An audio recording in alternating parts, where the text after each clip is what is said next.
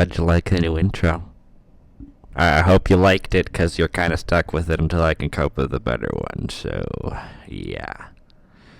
Anyways, let's get into the actual thing that I'm making this video for. So, I've heard whispers of an uncatchable fish. So, the reason you're here is to observe me make something that can catch it. Because obviously, I mean, why else would I make a video about an uncatchable fish? My entire channel is built off making hybrids. I don't know what else you would come here for. Anyways, let's get into the genome of my perfect creation. Of course, to make a good hybrid, you need a good base genome, which will be provided by alligator snapping turtle. And yeah, so snapping turtle is just a decent base. Has good armor. It has a sharp beak. It's predatory, and of course the tongue lure, which is going to be the main strategy for catching Dash by luring him into its mouth. Now, alligator snapping turtle isn't big enough to actually catch and eat Dash, so we'll need something to increase the size of this alligator snapping turtle, which will be provided by Stupendomies. I think I said that right. Yeah, so this guy's mostly going to provide size and not much else. And of course, since Dash has Venom, we'll need a good counter to that. So, using American Alligator, we will have an immune system that's able to handle it. Originally, I planned to use, we'll talk about originally later. Next, we'll use the Beck Sea Turtle, and I'll tell you why in a second. But look at these little guys I found while looking for images. Look at how adorable they are. Okay, now we'll talk about what Leatherback Sea Turtle is adding. What? It's just an ordinary crabby. Oh my goodness! Yeah, so we're gonna use Leatherback Sea Turtle for that horrific mouth. Jesus Christ! This will help for when, you know, our hybrid decides to swallow Dash. Dash won't want to come back up because he'll be cut in half if he tries. These next two parts of the genome were suggested by Skeleton Shrimp. So, thank you, kind sir. I appreciate the fact that you helped me build this 2.0 of the creature, which we'll talk about later. This is... What is this? Wait a second. Calcaracellus. I think that's what it's called.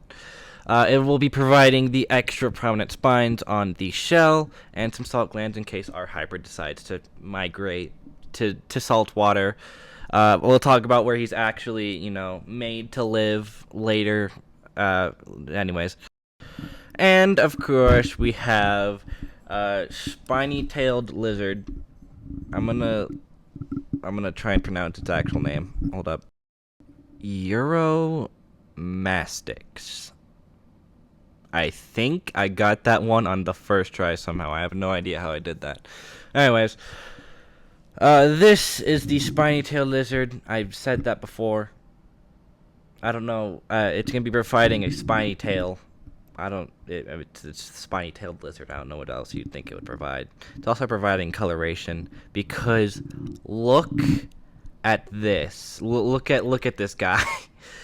It is so. These guys are so colorful. I'm gonna put the actual name of it on screen because you just look up spiny-tailed lizard.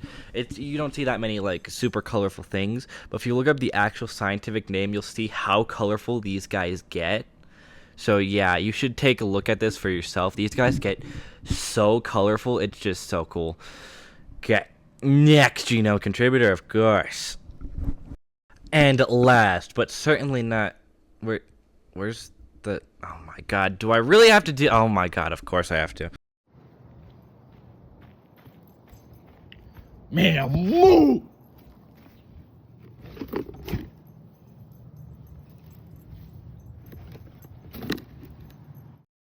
Now, when I revealed the genome early for the 1.0 before Skeleton Trip helped me improve it a little bit, I'm sure a few people were confused about this completely random addition being ornate box turtle.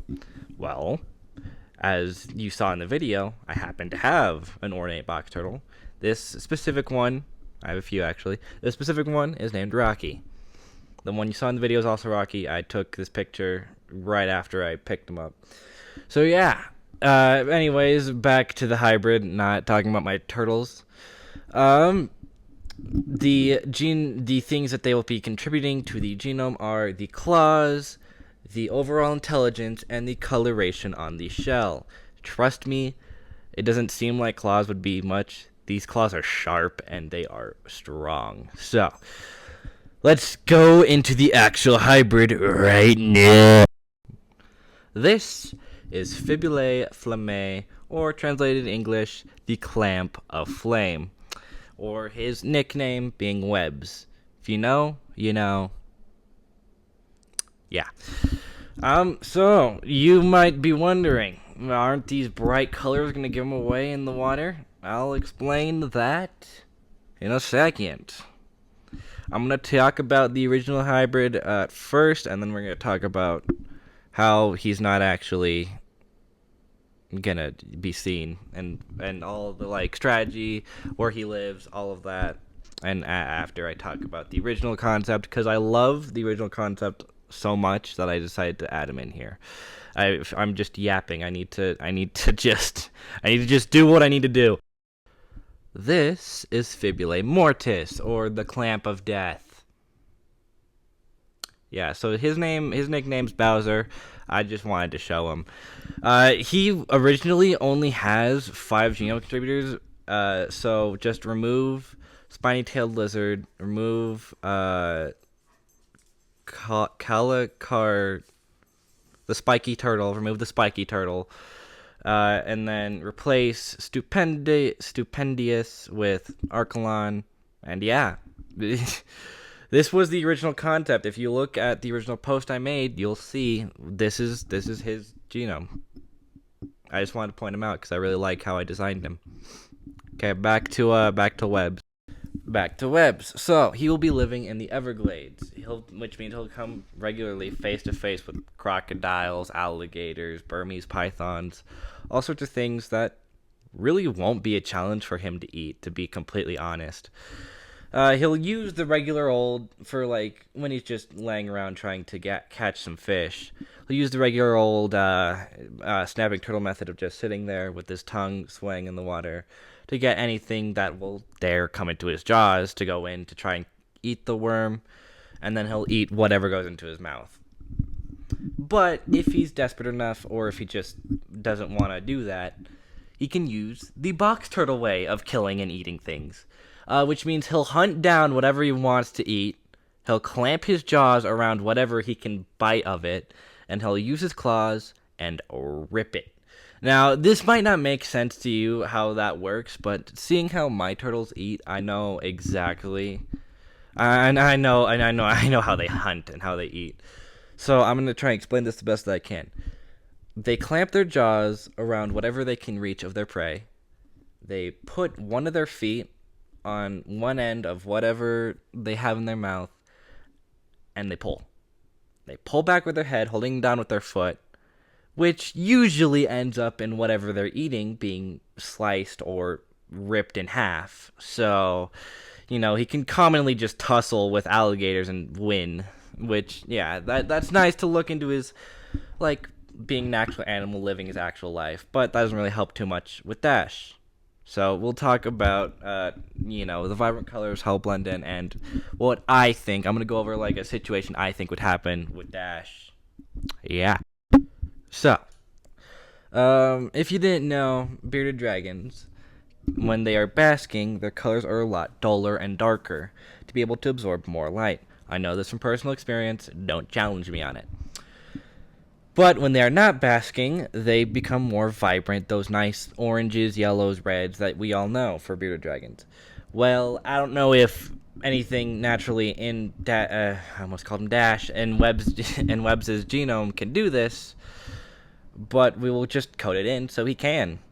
because I mean it'll help him blend in more, and I mean it'll be able to let him keep his nice vibrant colors that I that help his name for one.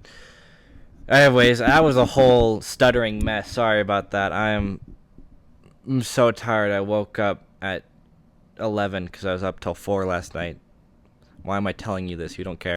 And if you were looking for stats will be up right now. So yeah. Now, how will Webbs catch Dash? Well, I mean, he can't exactly chase the fastest fish. Well, not fastest fish, but a fish that's built for speed. So he'll do the lie and wait thing. If Dash falls for it, well then, it's wraps. It's wraps, bro. If Dash falls for it, then he will be clamped down on, and I'm assuming Webbs would just try and swallow him. If that doesn't work and Dash continues to struggle, Dash is gonna get ripped in half. So, yeah. That's my envisioning. If you see something differently, you can of course just yeah, that's your opinion. This is my opinion. I'm biased a little bit because it's my hybrid. I try not to be biased.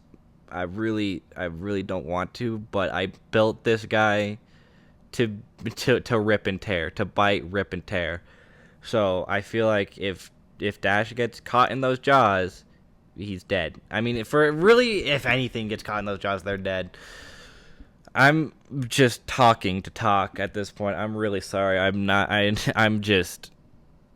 I'm so sorry that I'm just yapping.